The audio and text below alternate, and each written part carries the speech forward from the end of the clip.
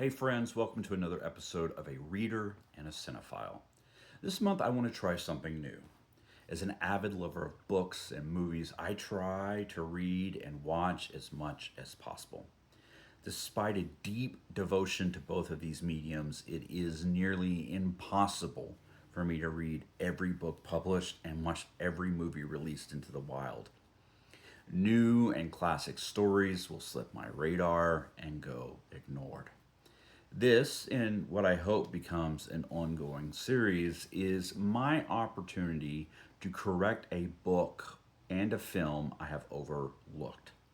My hope for this series is twofold. I hope to inspire you to give both of these stories a chance, and if you already love them, I hope you will join me in celebrating these stories. For the book recommendation, I want to recommend Dracula by Bram Stoker. Dracula might be one of the most famous characters in literature, and his crossover into movies is well documented. Countless stories and characters owe a debt of gratitude to Stoker's work, but this 1897 Gothic horror novel is something I never took the time to read. That was true until earlier this year. The narrative of this story is written in a series of related letters, diary entries, and newspaper articles.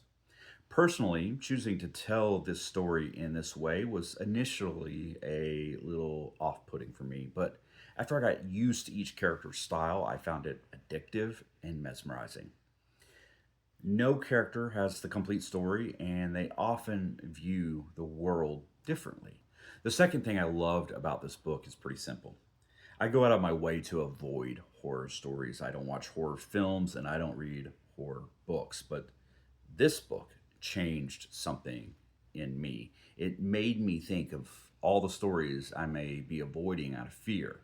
Now, I wouldn't expect a long string of reviews about horror films anytime soon, but I now feel prepared to slowly dip my toes into the water. The third and final thing I love about this book is how little we actually see or interact with Count Dracula. It sort of feels like Stoker knew he didn't invent vampire stories, and his telling should not be the definitive version. Others should reinterpret this story and make it their own, and boy, have they. Now, onto my film recommendation. I haven't been avoiding the 1957 film 12 Angry Men. We just haven't had the opportunity to share the same space. Last month, I corrected this grand sin in my cinephile life. Without a moment of hesitation, this film now ranks as one of my favorite films of all time. It is the pinnacle of tension.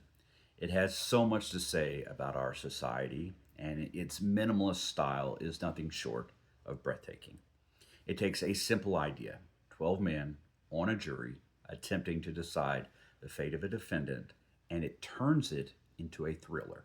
Because we never leave the room where the jury deliberates the fate of someone we never meet, this film can often feel claustrophobic. As our jury battles the elements of the room and each other, we also get a sense of the biases and the flaws built into our judicial system. As dissenting voices grow, the intensity of this film is ramped up to heights I have rarely experienced in cinema. When you pull all of these elements together, I think you end up with a film that stands as one of the greatest ever produced in Hollywood. I cannot recommend it enough. I'm just so sorry it took me so long to cross paths with it. And those are my recommendations. Thanks for spending a few minutes with me, but please do not let this be a one sided conversation. I do want to hear from you as well. If you've read Dracula or watched 12 Angry Men, please let me know how they landed for you. And you can do that in the comments. While you give that some thought, please follow along by hitting that follow or subscribe button so you do not miss a review. But until next time, be good to each other.